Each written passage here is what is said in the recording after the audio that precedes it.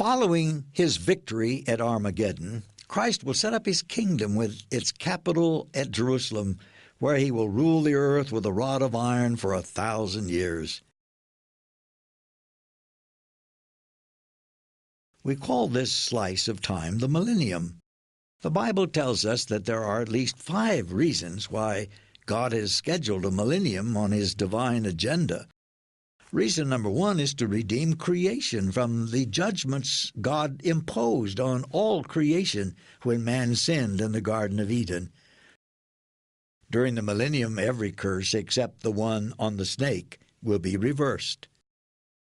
A second reason for the millennium is to fulfill God's promises to Abraham, David, to Mary the mother of Jesus, to the Gentiles, the Jews, and to Jesus himself. The third reason for the millennium is to reward the faithful. It'll be a time when the believers who return to earth with Christ will reign with him over earth. Martyrs killed during the tribulation will be resurrected to also enjoy the millennial kingdom. The Bible calls this the first resurrection. And the fourth reason for the millennium is to answer prayer, the Lord's Prayer that so many through the ages have prayed. Thy kingdom come, thy will be done in earth as it is in heaven.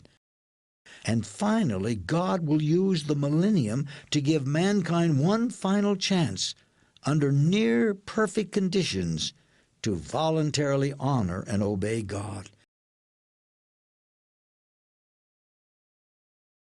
During the millennium, Satan will be bound and imprisoned, held prisoner in the bottomless pit, curtailing his influence and activities on earth for the entire 1,000 years. The Antichrist will be gone. It'll be a time of peace and economic prosperity, with all of mankind's needs met by King Jesus himself. And there will be joy and justice, with no oppression or prejudice for the entire 10 centuries. Sickness will be defeated. All language barriers will be gone.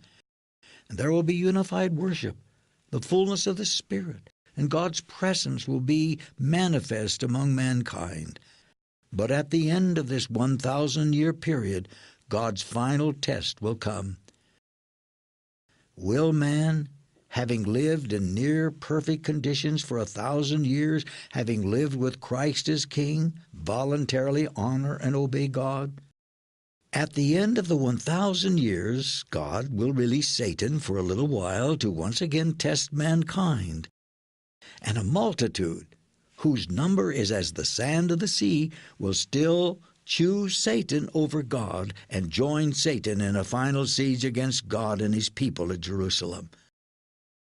Fire will fall from heaven, ending mankind's last rebellion against God, and the devil will be cast into the lake of fire forever and ever. The millennial reign of Christ will end, and eternity future will dawn.